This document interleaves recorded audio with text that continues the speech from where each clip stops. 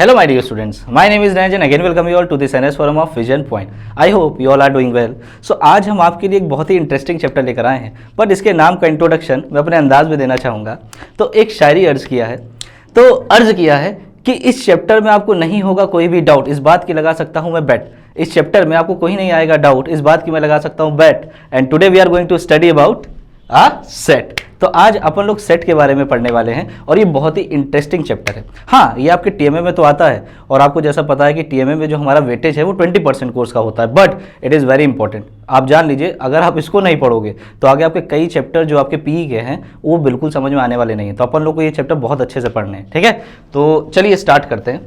अब पहला क्वेश्चन जो अपन लोग के दिमाग में आएगा कि व्हाट इज सेट, सेट होता क्या है। पहले अपन लोग को ये समझना होगा ना कि सेट अगर है तो सेट को कैसे डिफाइन किया जाए।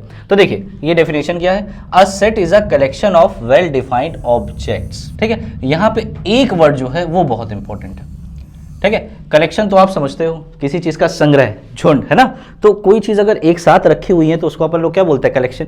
आप जैसे देखिए कलेक्शन ऑफ पेन्स हो सकता है, कलेक्शन ऑफ बुक्स हो सकती हैं, तो ऐसे ढेर सारे कलेक्शन आपको दिखते हैं। तो कलेक्शन में कोई प्रॉब्लम नहीं है, but the word is which is very important, it is well defined. कि वेल डिफाइंड होता क्या है, क्या वेल डिफाइंड हम लोग यहाँ पे जो यूज कर रहे हैं उसकी क्या मीनिंग है सेट से। तो अब देखिए मैं आपको एक बात बताना चाहता हूँ कि जितने भी कलेक्शन होते हैं, सुनेगा ध्यान से मेरी बात, जितने भी कलेक्शन होते हैं जरूरी नहीं कि वो सेट हो, जितने भी आपके कलेक्शन होते हैं कोई जरूरी नहीं है कि वो सेट हो। ओनली वेल डिफाइंड कलेक्शंस, जो वेल डिफाइंड कलेक्शंस होते हैं वही केवल सेट बनते हैं। तो अब क्वेश्चन दिमाग में आया कि सर वेल डिफाइंड की मीनिंग क्या है। तो वेल डिफाइंड की मीनिंग अभी आपको मैं थोड़ी देर में समझाता हूं, बट ध्यान रखिएगा जो वेल डिफाइंड कलेक्शंस होगी वही सेट बनेंगे, ठीक। अब for a collection to be a set, देखिए यहाँ पे लिखा है, मैंने बताया ना हर कलेक्शन सेट नहीं होता। तो for a collection to be a set, कौन से कलेक्शन सेट कहलाएंगे, it is necessary that it should be well defined, जो वेल डिफाइंड होंगे, ठीक। The word well defined was used by the German mathematician George Cantor 1845 to 1918 AD, ठीक है, this is AD, to define a set। तो ये जो word था well defined, जो सबसे पहले किसने यूज किया था, हमारे जॉर्ज कैंटर साहब ने, ठीक। और इन्हीं को अपन लोग क्या बोलते हैं, he is known as the father of set theory. ध्यान रखिएगा, जो सेट थ्योरी के जो हमारे फादर हैं वो कौन है, करता धरता सेट के, वो है हमारे जॉर्ज कैंटर, ठीक। ये आप याद रखिएगा जस्ट फॉर योर नॉलेज। अब आगे क्या है, before defining different terms of this lesson let us consider the following example. जैसा मैंने आपको बताया कि सेट में जो किसको सेट बोलेंगे, वेल डिफाइंड कलेक्शंस को। तो ये वेल डिफाइंड की मीनिंग क्या होती है, तो ध्यान समझिएगा। वेल डिफाइंड मतलब होता है जो person to person, individual to individual vary ना करे, जो सेम रहे। अब यहाँ नहीं कि यहाँ कुछ और है वहाँ पे उसकी मीनिंग कुछ और हो जाएगी, वो कॉन्स्टेंट होना चाहिए, सेम होना चाहिए, पर्सन टू पर्सन वेरी करना नहीं चाहिए उसकी मीनिंग। तो उन कलेक्शन को अपन लोग सेट बोल देंगे। अब यहाँ मैंने कुछ एग्जाम्पल्स लिए हैं, ठीक है। आप इसको दो पार्ट में डिवाइड कर सकते हो, एक आप लेफ्ट साइड देखो और एक आप राइट साइड देखो, ठीक। लेफ्ट साइड में क्या लिखा है, collection of tall students in your school, जो लंबे लंबे हैं टाल की पीढ़ी जैसे लड़के होते हैं ना स्कूल में, ठीक। तो उनका अपन लोग ने एक कलेक्शन बना लिया। अब क्या ये वेल डिफाइंड है, जरा सोच के बताओ, क्या ये वेल डिफाइंड है। तो answer no, it is not well defined. Tall का क्राइटेरिया क्या है, अब जैसे अपन लोग में क्या होता है कि हम लोग जो 5 फुट 10 इंच जो हमारे इंडिया में है कि 5 फुट 10 इंच जो होता है क्राइटेरिया माना जाता है कि भैया ठीक ठाक हाइट है, लंबे, जो 6 फीट होते बोलते हैं ना 6 फीटिया है, मतलब लंबा है। और यही आप देखिए नॉर्मल हाइट है, फॉरेन वगैरह आप जाते हो तो फॉरेनर्स की देखोगे तो आपकी नॉर्मल हाइट हो जाती है 6 फीट, है ना। तो वहाँ पे वो बहुत टॉल नहीं कहलाते, लेकिन यहाँ पे टॉल बोल रहे हैं। तो it is not well defined, क्यों, क्योंकि ये individual to individual, person to person, country to country, ये क्या हो रहा है, वेरी कर रहा है ना। तो it is not well defined. तो ये हमारा कलेक्शन तो है but it is not a set, ठीक है। अब देखिए आपको क्लियर हो रहा होगा चीजें। Collection of honest persons in your colony, जो ईमानदार लोग हैं, ठीक है, हमारे कॉलोनी में। अब ईमानदारी तो यार बहुत चीज़ में होती है, हो सकता है कोई चोरी चकारी करता हो तो उसके लिए ऑनेस्ट ईमानदारी क्या होगी, उस काम में ईमानदारी उसको दिखाना होगा। बढ़िया चोरी करेगा तो बढ़िया ईमानदारी उसकी दिखेगी उसमें, है ना।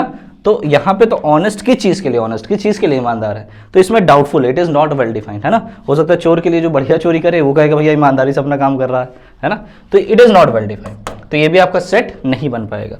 अब यहाँ देखिए क्या, collection of interesting books in your school library. अब बहुत लोगों के लिए देखिए कि मैथमेटिक्स की बुक बहुत इंटरेस्टिंग होती है, उनको बड़ा मजा आता है। कुछ के लिए अरे बाप अरे भाई मैथ तो मतलब बस ये है कि बिल्कुल बेकार चीज़ है ना। तो किसी के लिए वो होता है, तो ढेर सारी बुक्स होती हैं, किसी के लिए वो इंटरेस्टिंग है, किसी के लिए नहीं है ना। तो it is also not well defined, so it is not a set. अब यहाँ पे देखिए collection of intelligent students in your school, तो जो इंटेलिजेंट स्टूडेंट्स होते हैं आपके स्कूल में, तो क्या ये वेल डिफाइंड है, आंसर है नो। क्यों? क्योंकि हो सकता है किसी स्कूल के जो बहुत बहुत तेज लड़के हैं उनको पता चला जेईई नहीं निकल पा रहा, और एक किसान लड़का जो है वो जेईई मेंस एडवांस सब क्वालिफाई कर जा रहा है ना, और वो कहीं का टॉपर नहीं है, तो ये भी आपको देखने को मिलता है। So it is also not defined, not well defined, तो it is not a set. अब यहाँ पे देखिए, कलेक्शन ऑफ दो students of your school whose height is more than 180 centimetre. अब यहाँ पे क्लियर कट बताया गया जिनकी हाइट क्या हो 180 सेंटीमीटर से ज्यादा, जिनकी हाइट क्या हो 180 सेंटीमीटर से ज्यादा। तो एक बात बताओ, जिनकी हाइट 180 सेंटीमीटर से ज्यादा होगी, यहाँ पे एग्जैक्टली हमें पता चल रहा है, वेल डिफाइंड है, तो ये कलेक्शन क्या होगा, इट इज अ सेट। ठीक, अब यहाँ देखिए, collection of those people in your colony who have never been found involve in any theft case. ठीक है, जो चोरी चकारी में कभी भी नहीं फंसे हो, या उनके खिलाफ आपको कोई भी ऐसा केस सुनने में ना मिले, है ना, तो उनका जो कलेक्शन होगा, ऐसे पीपल का जो कलेक्शन होगा उसे अपन लोग सेट कर सकते हैं, इट इज वेल डिफाइंड। ठीक, collection of mathematics books in your school library, तो आप देखोगे लाइब्रेरी में स्कूल बुक्स एक जगह इकट्ठा रखी हुई है ना, तो ये it is also well defined, तो it is a set. Collection of दो students in your school who have scored more than 80% marks in annual examination, तो ऐसे बच्चे जिन्होंने एनुअल एग्जामिनेशन में कितना स्कोर किया है, मोर देन 80% मार्क्स, है ना, तो it is also well defined, तो ये भी आपका क्या हो जाएगा, सेट। तो अभी अपन लोग ने क्या सीखा, सारे कलेक्शन जरूरी नहीं कि सेट हो, है ना, सेट क्या होंगे, जो वेल डिफाइंड कलेक्शन होंगे उसी को अपन लोग सेट बोलेंगे। आई थिंक ये सबको क्लियर हो गया होगा। चलिए नेक्स्ट साइड में चलते हैं। तो अब अपन लोग क्या करने चल रहे हैं, देखिए सेट तो आप समझ गए कि वेल डिफाइंड कलेक्शन को अपन लोग सेट कहेंगे। अब सेट को मैं अब थोड़ा सा आपको, कई बार होता क्या है, बच्चों को डाउट होता है कि वो सेट है कि नहीं, उसमें एलिमेंट्स को अगर हम लोग शफल करते हैं तो क्या वो सेट बना रहा है कि नहीं। जैसे यहाँ मैं आपको एक बात क्लियर करना चाह रहा हूँ, देखिएगा आप लोग ध्यान से। सपोज मैं आप ही लोग से पूछता हूँ, चलिए देखिए आप लोग बता पाते हो कि नहीं। मैंने यहाँ पे कुछ एलिमेंट्स लिखा, सपोज ए बी, है ना, ये लेटर है, ठीक, कॉन्सोनेंट्स भी आप बोल सकते हो, और यहाँ मैंने लिख दिया का, है। बहुत बच्चे कह रहे हिंदी की राइटिंग आपकी तो बड़ी गंदी है, अरे भैया यहाँ बनाना बड़ा मुश्किल होता है, राइटिंग बहुत अच्छी है। चलिए फिर देखिए, ए बी का खा, और मैंने सेट का कुछ डिनोट कर दिया किसी लेटर ए से, कैपिटल ए से, ठीक है। तो अब जरा बताओ कि ये सेट बना रहा है, सोच के बताओ, सेट बना रहा है कि नहीं, है। अब कुछ बच्चे कह रहे हैं सर बना रहा है, कुछ बच्चे कह रहे हैं सिमिलर एलिमेंट्स नहीं है ना, इसलिए नहीं बना रहा। तो आंसर अगर आप बोलोगे बना रहा है तो मैं कह दूंगा नहीं बना रहा है, और अगर आप बोलोगे कि नहीं बना रहा है तो मैं प्रूव करके दिखा सकता हूँ कि ये बना रहा है। तो एक्चुअली में यहाँ पे प्रॉब्लम क्या आ रही है, ये बना रहा है कि नहीं बना रहा। तो आपको देखना पड़ेगा डियर, सेट को डिफाइन कैसे किया गया, हाउ सेट इज डिफाइन कैसे किया गया, ये आपको पहले चेक करना पड़ेगा। अगर इसने ये बोला कि कलेक्शन ऑफ अल्फाबेट्स, है ना, कलेक्शन ऑफ इंग्लिश अल्फाबेट्स, ठीक है, इंग्लिश अल्फाबेट्स बिफोर सी के पहले वाले, है ना, या मैंने कुछ बोला होता कि collection of English alphabets, some English alphabets, कुछ इंग्लिश अल्फाबेट्स का मैंने कलेक्शन लिया, ठीक है। तो क्या ये सेट बना रहा है, तो आंसर है ये नहीं बना रहा। क्यों? क्योंकि आपने बोला कि इंग्लिश अल्फाबेट्स, कुछ इंग्लिश अल्फाबेट्स का कलेक्शन है ना, लेकिन आपको पता है ये इंग्लिश के अल्फाबेट्स ये तो हैं, बट का खा नहीं है, का खा नहीं है, तो ये तो नहीं है, इसलिए सेट नहीं बना रहा। लेकिन अगर मैंने इसको ऐसे डिफाइन किया होता, collection of some English alphabets and Hindi alphabets, भाई आप तो जानते हो ना ये हिंदी के अल्फाबेट्स कहलाते हैं, या इसी में कुछ मैं नंबर भी ऐड कर सकता था, है ना। यहाँ पे मैं अगर मैं इसको चाहता तो यहाँ मैं लिख देता 1 2, ये भी लिख सकता था। तो इसको किस तरह डिफाइन किया जाएगा, इट इज़ वेरी इंपॉर्टेंट। अगर ये डिफाइन किया गया होता collection of some English alphabets, है ना, some Hindi alphabets and numbers, तो ये सेट बना देगा। तो ये चीज़ आप ध्यान रखिएगा, हाउ इट इज़ डिफाइन जैसे किया जाएगा, ये भी मैटर करता है सेट में, ठीक है। तो ये आपका सेट हो जाएगा। ऐसी बात नहीं कि ये सेट नहीं है, ये भी आपका सेट है। तो ये बहुत लोग जो होता है ना बड़े कंफ्यूज रहते हैं, सर सिमिलर एलिमेंट्स नहीं है, तो क्या अपन लोग इसे सेट कह सकते हैं कि नहीं। तो आप देखो इसको डिफाइन कैसे किया गया है। अगर डिफाइन ऐसे किया गया है कि इसमें इंग्लिश, है ना, हिंदी अल्फाबेट्स और नंबर्स लिया गया है, तो ये इट इज़ अ सेट, ठीक है, ऑब्वियसली ये सेट होगा। चलिए अब आगे बढ़ते हैं। अब अपन लोग देखते हैं कि इसमें हम लोग कुछ नोटेशंस यूज़ करेंगे, ठीक है, फ्रीक्वेंटली कुछ नोटेशंस यूज़ करते हैं, और ये आप लोअर क्लास में आप देख भी चुके हो, तो कोई प्रॉब्लम आपको नहीं आएगी। आइए देखते हैं। जैसे यहाँ पे क्या है, एन क्या है आपका, सेट ऑफ नेचुरल नंबर्स, ठीक है। नेचुरल नंबर्स के सेट को हम लोग किस लेटर से दिखाएंगे, कैपिटल एन से, ठीक। तो इसको नेचुरल नंबर आप सब जानते हो, जो नंबर आपके 1 से स्टार्ट हो, 1 2 3, है ना, एंड गोइंग सो ऑन, ठीक है, गोइंग सो ऑन। जो इस मैनर में आगे बढ़ते जाएंगे, इनके कलेक्शन को हम लोग क्या बोलते हैं, सेट ऑफ नेचुरल नंबर्स, ठीक है। आगे देखिए, सेट ऑफ होल नंबर्स मतलब पूरा। अब यहाँ 0 बच रहे थे भाई साहब, है ना, तो 0 को भी ले लेते हैं, तो ये आपका कलेक्शन बन गया क्या, होल नंबर्स का। सेट ऑफ इंटीजर्स, कहें ये तो सर बहुत आसान है, बस ये जो आपके नेचुरल नंबर उनकी इमेज ले लीजिए टुगेदर विद 0, तो इसको अपन लोग कैसे दिखा सकते हैं, 0, है ना, +-1 +-2 एंड सो ऑन। तो ये आपका क्या बन गया, सेट ऑफ इंटीजर्स। अब क्या बोल रहा है, सेट ऑफ पॉजिटिव इंटीजर्स। कैसे इंटीजर्स लेने अपन लोग को, पॉजिटिव। तो पॉजिटिव कौन से होते हैं डियर, पॉजिटिव वाले आप जितने हैं सब ले लो। तो एक्चुअली में जानते हो पॉजिटिव इंटीजर जो होते हैं they are nothing but they are set of natural numbers. जितने भी नेचुरल नंबर्स होंगे उन्हीं को अपन लोग क्या बोलते हैं, पॉजिटिव इंटीजर्स। ठीक है, ध्यान रखिएगा, जीरो ना ही पॉजिटिव है और ना ही नेगेटिव, जीरो ना ही पॉजिटिव होता है ना ही नेगेटिव। तो अपन लोग को क्या मिल जाएगा भैया, 1 2 3, कुल मिला के आपको पूरा फिर से क्या मिल गया, natural number, set of natural number. ठीक, आगे लिखिए क्या है, सेट ऑफ नेगेटिव इंटीजर्स। तो नेगेटिव इंटीजर्स क्या होंगे, आप इसको नेगेटिव ले लीजिए, है ना, नेगेटिव -3 -2 -1। तो ये वाले आपके क्या हो जाएंगे, सेट ऑफ नेगेटिव इंटीजर्स। ठीक है, इसको नेगेटिव साइन को ऊपर लगाएंगे। ठीक, set of rational numbers. Rational numbers क्या होते हैं ये आपको पता है, जिसको हम लोग p/q के फॉर्म में लिख सकें। किस फॉर्म में, p/q के फॉर्म में, जहां पे p एंड q, ठीक है, ये आपके क्या होंगे, इंटीजर्स होंगे, दे आर इंटीजर्स। ठीक है, ये बिलोंग्स टू का सिंबल होता है, हम आगे आपको बताएंगे। p and q belongs to set of integers. ठीक, q 0 नहीं होना चाहिए, ठीक है, q आपका 0 नहीं होना चाहिए। एंड एक कंडीशन आप और लगा सकते हो, p एंड q आर को प्राइम। को प्राइम ये इसकी सिंपलेस्ट फॉर्म होती है। को प्राइम मीन्स होता है having no common factor other than 1। ठीक है, p और q के पास कोई भी कॉमन फैक्टर नहीं होना चाहिए अदर देन 1। जैसे अगर मान लीजिए मैंने लिखा 5/10 है ना, तो 5/10 को अगर आप सिंपल करोगे, देखो इंटीजर क्या कहते हैं, सॉरी, रेशनल नंबर है, क्योंकि p/q के फॉर्म में लिखा गया, q 0 नहीं है। अब इसको आप सिंपलेस्ट फॉर्म में भी लिख सकते हो। सिंपलेस्ट फॉर्म में क्या हो जाएगा, 1/2, है ना। अब इनको सिंपलेस्ट फॉर्म क्यों बोलते हैं, क्योंकि इनके पास कोई भी कॉमन फैक्टर नहीं अदर देन 1। 1 ही एक ऐसा नंबर है जो दोनों को डिवाइड कर रहा है ना, तो इसलिए अपन लोग क्या बोलते हैं, p एंड q आर को प्राइम। तो सिंपलेस्ट फॉर्म में ऐसे अपन लोग लिखते हैं। ठीक, तो ये आपके क्या होते हैं, रेशनल नंबर्स। ठीक, इसके बाद क्या है, सेट ऑफ इरेशनल नंबर्स। अच्छा, इरेशनल नंबर्स को हम लोग ऐसे भी दिखाते हैं, और आप देखोगे ऐसे भी आप इसको दिखा सकते हो, क्योंकि पावर c, है ना, क्योंकि i जो होता है, i इंटीजर्स के लिए हमने रखा हुआ है। ठीक, जो सेट ऑफ इंटीजर्स है उसको अपन लोग i से भी दिखाते हैं। ठीक, तो आप ध्यान रखिएगा, रेशनल नंबर अपन लोग कैसे दिखाएंगे, क्योंकि ऊपर उसका कॉम्प्लीमेंट ले लेंगे। ठीक, तो 10 सेट ऑफ इरेशनल नंबर जो इस फॉर्म में ना लिखे जा सके, है ना, जो इस फॉर्म में ना लिखे जा सके।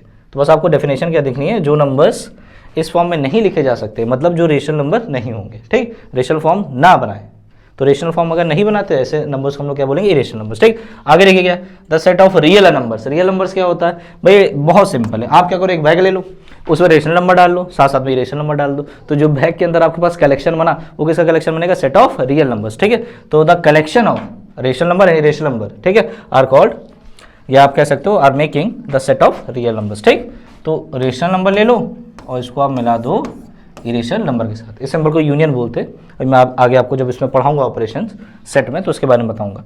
सी को अपन लोग क्या बोलेंगे, the set of complex number. तो ऐसे नंबर जो a + ib फॉर्म में लिखे जा सके, ठीक है, किस फॉर्म में, a + ib फॉर्म, जहां पर ध्यान दीजिएगा, जहां पर a एंड b ये आपके क्या होने चाहिए, real number, a and b क्या हो, रियल नंबर। और जहां पे i क्या होता है, i डियर अपन लोग का होता है √-1, ठीक है, i क्या होगा, √-1। तो a भी अगर रियल नंबर है, तो जो इस फॉर्म में नंबर लिखे जा सके उनको अपन लोग क्या बोलेंगे, कॉम्प्लेक्स नंबर। तो ये हमारे कुछ जनरल नोटेशंस होंगे जो अपन लोग आगे यूज करेंगे। अब अपन लोग कुछ सिंबल भी यूज करते हैं, जैसे कि ये वाला सिंबल देखिए, ये वाला सिंबल क्या ऐसा लग रहा है भैया, जो सी है, सी को किसी ने तड़ाक से तीर मार दिया हो, ये है ना, तीर मार दिया हो, तो ये कैसा देखिए, कुछ ऐसा दिखेगा। एक्चुअली में ग्रीक लेटर है, इसको अपन लोग एप्सिलॉन भी बोलते हैं।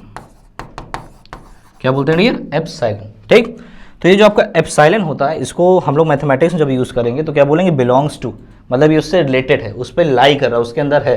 ठीक है, और जब ऐसे हम लोग उसको कट कर देंगे, that means doesn't belongs to, तो वो उसमें नहीं लाई कर रहा है। इसके बाद क्या है, ई को 180 डिग्री रोटेट कर दो, ये ई होता है, ये ई है ना, इसको आप क्या कीजिए, 180 डिग्री रोटेट कर दीजिए ये।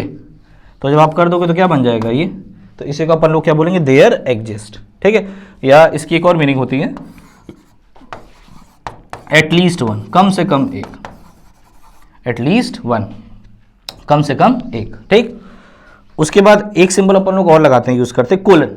इसको आप लोग क्या बोलते हैं, कोलन, है ना, या फिर ऐसे एक डंडी खींच दो सीधी सीधी, तो इसको अपन लोग क्या बोलेंगे, सच दैट। तो ये कुछ सिंबल्स थे, और ये मैंने आपको कुछ स्टैंडर्ड्स आपके जो सेट का रिप्रेजेंटेशन होगा वो मैंने आपको दिखाया। ठीक, अब चलिए आगे पढ़ते हैं। तो आगे अपन लोगों को क्या मिल रहा है, representation of a set. Set को कैसे रिप्रेजेंट करेंगे, रिप्रेजेंटेशन बहुत इंपॉर्टेंट होता है ना, तो रिप्रेजेंट कैसे करेंगे, आइए देखते हैं।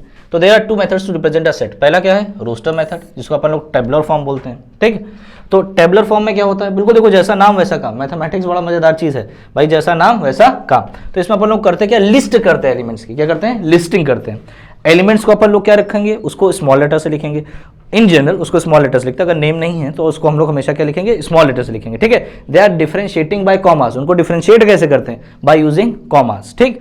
और उसको हम लोग एक कर्ली ब्रैकेट में बंद कर देते हैं, ठीक। तो हमने क्या किया, बस लिस्ट कर दिया एलिमेंट्स को। तो यहाँ क्या है, this method a set is represented by listing all it's elements separating them by commas. कैसे सेपरेट करते हैं, कॉमा से, and enclosing them in curly bracket, उसको कर्ली ब्रैकेट में बंद कर देंगे। जैसे देखिए यहाँ पे हमने क्या लिखा है, सेट ऑफ वोवेल्स। तो सेट ऑफ वोवेल्स को कैसे दिखाया हमने, देखिए वी लिखा, ये देखो कैपिटल लेटर से, इसके जो एलिमेंट्स है उनको स्मॉल लेटर से लिखा, डिफरेंशिएट किया किससे, कॉमा से, है ना। और उसके बाद उसको एक कर्ली ब्रैकेट में आप क्या कर दीजिए, बंद कर दीजिए।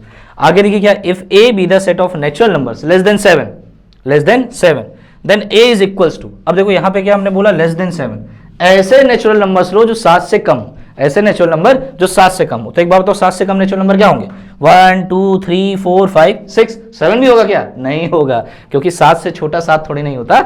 चलिए आगे देखिए, टू राइट अ सेट, क्या इसको हम लोग और तरीके से लिख सकते हैं, हाँ एक और तरीका होता है, जिसे अपन लोग क्या बोलेंगे अभी, सेट बिल्डर फॉर्म, भी उस पर आते हैं। पर ये देखो, to write a set in roster form, elements are not to be repeated, that is all elements are taken as distinct.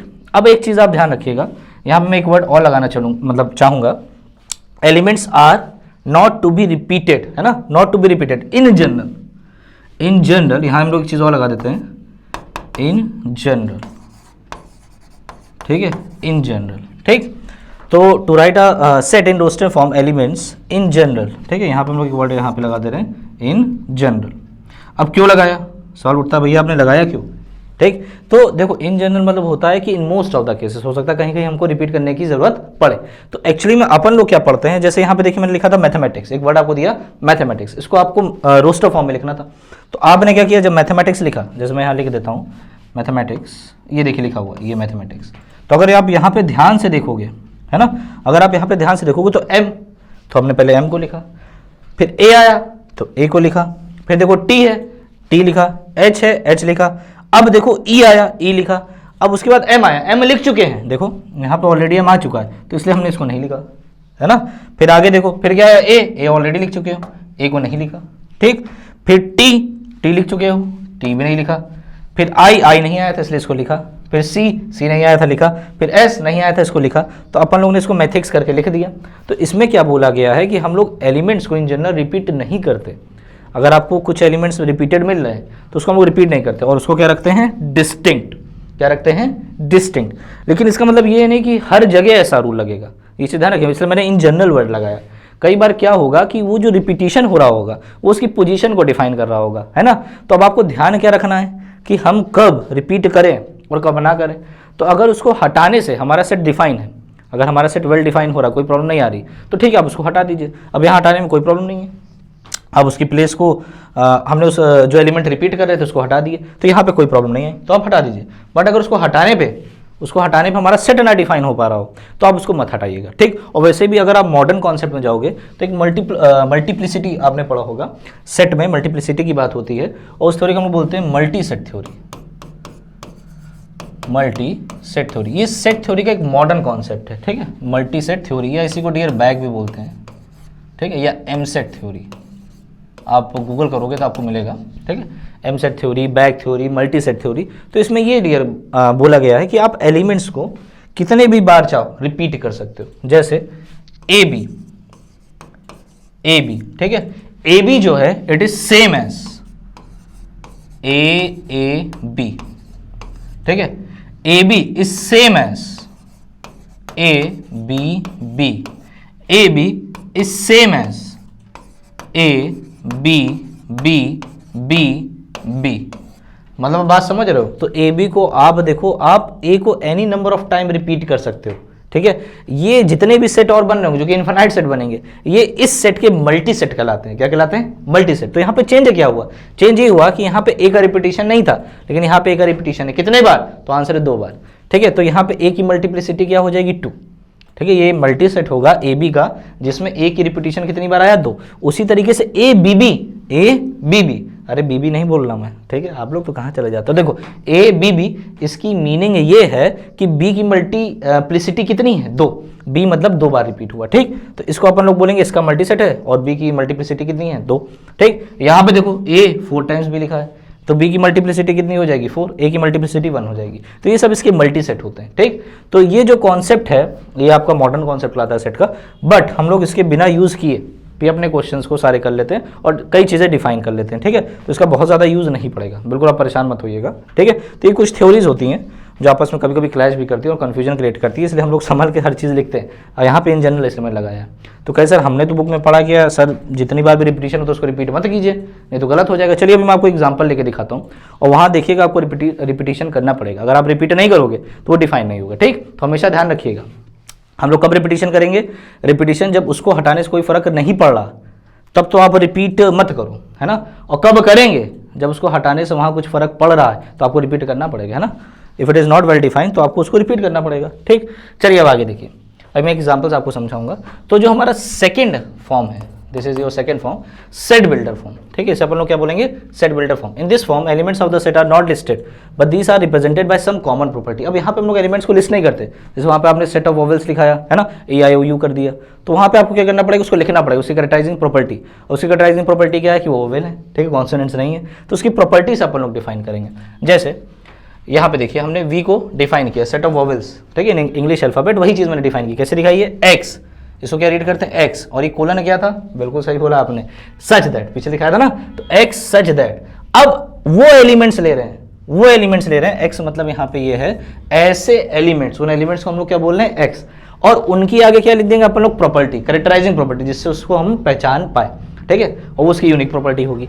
तो क्या होगा, X is a vowel of English alphabet. तो जितने भी वोवेल होंगे इंग्लिश अल्फाबेट के, वो उसकी क्या है, कैरेक्टराइजिंग प्रॉपर्टी। तो अपन लोग तुरंत देख के पहचान जाएंगे और यहाँ लिख देंगे क्या, AEIOU। तो ये हम लोग देख के समझ गए। तो इसको अगर हम लोग रोस्टर फॉर्म में कन्वर्ट करना चाहते तो वो भी कर सकते हैं, ठीक है। तो यहाँ पे क्या इंपॉर्टेंट है कि आपको इसकी कैरेक्टराइजिंग प्रॉपर्टी लिखनी, ठीक। अब आगे देखिए, let A B the set of natural number less than 7, 7 से कम नेचुरल नंबर लिखिए। तो ये क्या हो गया, X such that X belongs to natural number and X less than 7, ठीक है, 7 से कम। तो इसको हमने क्या लिख दिया, इसकी कैरेक्टराइजिंग प्रॉपर्टी से हम ऐसे एलिमेंट्स लेंगे जो नेचुरल नंबर हो और 7 से कम हो। तो हमेशा राइट हैंड साइड में क्या लिखोगे, उसकी कैरेक्टराइजिंग प्रॉपर्टी, ठीक। तो ये तो आपका हो गया सेट बिल्डर फॉर्म। तो हम लोग सेट को दो तरीके से रिप्रेजेंट करेंगे, आइदर इन रोस्टर फॉर्म और इन सेट बिल्डर फॉर्म, दोनों में से आप किसी को भी रिप्रेजेंट कर सकते हो, ठीक। अब आगे देखो, आगे हमारे पास क्या कुछ एग्जाम्पल्स है, ठीक है। तो let us take in some example. चलो देखो, right the following in set builder form. इन दोनों सेट को अपन लोग को क्या करना है, सेट बिल्डर फॉर्म में लिखना है। तो चलिए लिखते हैं। तो पहले चलो बी वाला कर लेते हैं, अरे थोड़ा उल्टा कर लेते हैं, क्या दिक्कत है। चलो देखो 3 6 9 12 है ना, 3 6 9 12। तो इसको अपन लोग को सेट बिल्डर फॉर्म में लिखना है, ठीक है। तो अपन लोग को यहाँ पे कंडीशन यहाँ पे ये दिख रही है, इसकी कैरेक्टराइजिंग प्रॉपर्टी कुछ देखना पड़ेगा ना। तो हमें यहाँ पे ये दिख रही है 3 का मल्टीपल है, देखो 3 की टेबल चल रही है, 3 6 9 12, ठीक है। तो 3 मतलब क्या हो गया, 3 × 1 है ना, 6 क्या हो गया, 3 × 2, 9 क्या हो गया, 3 × 3। तो आप देखो बिल्कुल टेबल चल रही है। और ये कितना हो गया, 3 × 4। तो ये जो बाद वाले नंबर है, ठीक है, बाद वाले नंबर ये नेचुरल नंबर है। तो बस अपन लोग को पैटर्न दिख गया। तो अपन लोग इसको डिफाइन कर देते हैं, सेट बिल्डर फॉर्म में लिख देते हैं। तो कैसे लिखोगे, X है ना, सच that X such that X। तो ये किस फॉर्म में है, तो आंसर है 3 के मल्टीपल में। तो 3 तो देखो सब में आया, सब में आया, सब में आया। जो बाद वाला नंबर वो चेंज हो रहा है, वो कैसा चेंज होता है, नेचुरल नंबर। तो अपन लोग इसको लिख देते हैं 3n। क्या लिख देते हैं, 3n। वेयर, अब यहाँ बता दो भैया n है क्या, तो वेयर जो आपका n है वो क्या है, नेचुरल नंबर। लेकिन नेचुरल नंबर तो यार एक इन्फिनाइट सेट है, चलता जाता है। तो यहाँ पे कहाँ तक जा रहा है, देखो 4 तक गया। तो यहाँ हम लोग लिख देते हैं where n belongs to natural number and n less than 5, 5 से कम, है ना। तो देखो ऑटोमेटिक आपका वो फॉर्म बन जाएगा। तो ये कितना आसान है, 3n लिखा क्योंकि 3 का मल्टीपल है, और n को कहाँ तक ले जाना था, 4 तक, 1 2 3 4। तो हमने क्या किया, n इज लेस देन 5। आइए नेक्स्ट एग्जाम्पल पे आते हैं। तो आज जो इसका पहले वाला एग्जाम्पल था उसमें अपन लोग को दिखाना -3 -2 1 0 1 2 3। क्या दिख रहा है ये, हाँ बिल्कुल सही बोला आपने, ये इंटीजर्स दिख रहे हैं हमें भाई। ये क्या आपके इंटीजर्स जो कि 4 से कम है और -4 से ज़्यादा। तो बस आपको इसको लिखना है, कितना सिंपल होता है। देखो इसको अपन लोग क्या लिखेंगे, X such that X belongs to integers, ठीक है। X क्या है, इंटीजर, और X की वैल्यू कहाँ से कहाँ है, तो यहाँ लिख सकते हैं एंड X जो है वो बड़ा है -4 से बट लेस देन है किससे, 4 से, है ना। देखो कितना इजी होता है, देखो सेट मैंने आपको पहले बताया था, कोई डाउट नहीं रहने वाला, ठीक, बहुत इजी चैप्टर है। अब आगे देखिए क्या है, write the following in roster form. इसको आपको रोस्टर फॉर्म में कन्वर्ट करना, मतलब एलिमेंट्स को लिस्ट करना। आइए लिस्ट करते हैं। तो देखिए यहाँ पे क्या, X such that X belongs to natural number and 50 less than equal to X less than equal to 60। अरे रोस्टर फॉर्म में मतलब लिस्ट कर देना है, इसको खोल देना है, ठीक है, थोड़ा एक्सपेंड करके लिखो। तो 50 से बड़ा या बराबर एक्स कैसा होना चाहिए, इस प्रॉपर्टी से देखो यहाँ से आपको पता चलेगा कैरेक्टराइजिंग प्रॉपर्टी ये है, ठीक है, और एक्स आपका नेचुरल नंबर होना चाहिए, ये कैरेक्टराइजिंग प्रॉपर्टी। तो इससे अपन लोग देख के लिखेंगे। तो एक बात तो एक्स कहाँ से कहाँ लाई करना चाहिए, बिल्कुल सही 50 से 60, और 50 60 भी हो सकता है, तो लिखना स्टार्ट कर दो। तो यहाँ पे क्या आएगा 50, क्योंकि इक्वल टू लगा था इसलिए हमने 51 नहीं क्या किया 50 लिया, है ना, 51 से स्टार्ट नहीं कर रहे क्योंकि यहाँ पे इक्वल टू लगा। आगे देखो क्या होगा 51, फिर 52, और इस तरह चलते जाना 53, 54, 55, कहाँ तक जाओगे, क्या कह रहे हो, जब तक जा, ऐसा नहीं भैया, कहाँ तक जाना 60 तक, कहाँ तक जाना है 60 तक, ठीक। अब आगे देखो x such that x belongs to real number, ये क्या आपका सेट ऑफ रियल नंबर, ठीक है, रियल नंबर होता था ना, collection of rational and irrational numbers, ठीक। And x square minus 5x plus 6 equals to 0, ये तो आपको एक क्वाड्रेटिक क्वेश्चन दिया, तो आपको ऐसे x निकालना है जो इसको, इस क्वाड्रेटिक क्वेश्चन क्या करे, सेटिस्फाई करे, मींस आपको बस सिंपल इसके रूट्स निकाल के रख देना। तो अब इसके रूट्स क्या क्या होंगे, बिल्कुल सही बोला आपने, -3 और -2, -3 और -2 होगा पक्का, तो आंसर है नहीं, रूट होंगे इसके 3 और 2, आप निकाल के चेक कर लो भाई। इसको आप क्या लिख सकते हो, x square minus 5x plus 6, है ना, तो इसको आप क्या लिखोगे, इसको आप लिखोगे x माइनस 3 और x माइनस 2, है ना। तो जब रूट से निकालोगे तो क्या आएगा, x की वैल्यू चाहिए ना, इक्वल टू 0 रखोगे, तो इक्वल टू जब 0 रखोगे तो 3 और 2 आएगा। तो अपन लोग का आंसर क्या आ गया, एक आपके पास आ गया 2, एक आपका आ गया 3।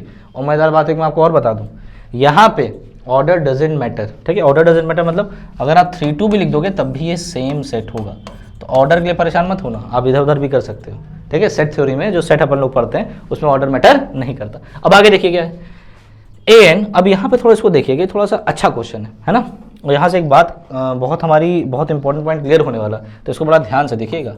मैं आपसे बताया था ना कि इन जनरल हम लोग एलिमेंट्स को रिपीट नहीं करते इन जनरल, लेकिन कहीं कहीं रिपीटेशन जरूरी है, ये वही वाला क्वेश्चन है, ठीक। तो इस पर अपन लोग देखते हैं, तो यहाँ पे क्या लिखा, ए सफिक्स मैंने लिखा सच दैट, जो n है तुम्हारा नेचुरल नंबर है, ठीक, और अपन लोग को दिया है a1 a2 बराबर, मतलब a1 इसकी पोजीशन बता रहा है, क्योंकि यहाँ पे कैसे एलिमेंट्स आ रहे हैं, अगर मैं इसको एक्सपेंड करूँ, इसको खोलूँ, है ना, तो यहाँ पे क्या आएगा an है, n तुम्हारा नेचुरल नंबर है तो नेचुरल नंबर रखो, तो n की जगह रखोगे 1 तो यहाँ आएगा a1, n की जगह रखोगे 2 तो आएगा a2, n की जगह रखोगे 3 तो आएगा a3।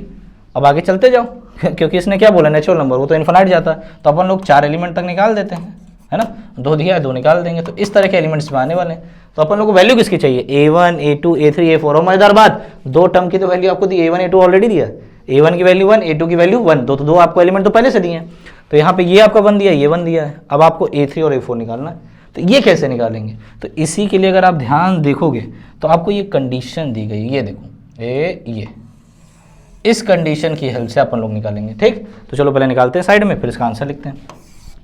चलिए देखिए, तो यहाँ पे क्या कंडीशन अपन लोग क्या दी है, a n प्लस 2 प्लस का a n, है ना, is equals to a n plus 2, a n plus 2, ठीक है, ये आपका a n प्लस 2 दिया है। तो अब अपन लोग क्या करते हैं, इस पर वैल्यू रखते हैं, ठीक। अब यहाँ पे डियर a n प्लस 2 है ना, a n प्लस 2 बराबर a n प्लस 1 और प्लस का a n दिया है, सॉरी, तो इसको मैं थोड़ा सा करेक्शन कर देता हूँ, है ना,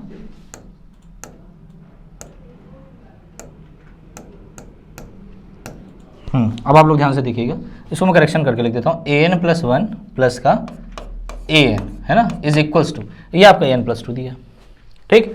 तो a n प्लस 2 की वैल्यू क्या दे दी आपको, a n प्लस 1 प्लस का a n, तो अपन लोग को वैल्यू निकालनी है, तो देखो a1 a2 तो दिया है, अपन लोग कहाँ से स्टार्ट करेंगे, a3 से, तो n की वैल्यू जरा 3 रखते हैं, n की वैल्यू जरा 3 रखते हैं, और जैसे ही आप 3 रखोगे देखो आपको क्या मिला, आपने n की वैल्यू 3 रखी, रखो जरा, तो यहाँ क्या मिलेगा a4 प्लस का, यहाँ पे कितना मिला, जब 3 रखोगे तो यहाँ पे हो गया आपका क्या 3 + 1 4, है ना, और 3 रखा तो यहाँ पे a3 आ गया, और यहाँ पे डियर क्या मिलेगा, यहाँ तुम्हें मिलेगा, अगर आप यहाँ पे पुट करोगे कितना 3, तो ये तो a5 चला जाएगा, तो a5 क्या a4 a3 पता है, तो आंसर है अपन लोगों को तो a4 a3 पता ही नहीं है, तो पहले आपको a3 a4 निकालना पड़ेगा ना, ऐसे आगे नहीं बढ़ते जाना। तो आपको ध्यान क्या रखना, पहले पुट करके देखो कि अपन लोग को वैल्यू क्या चाहिए, अपन लोग को वैल्यू चाहिए 3 की, तो यहाँ पे n की ऐसी वैल्यू रखो कि यहाँ पे 3 बने, तभी तो आपको वैल्यू मिलेगी।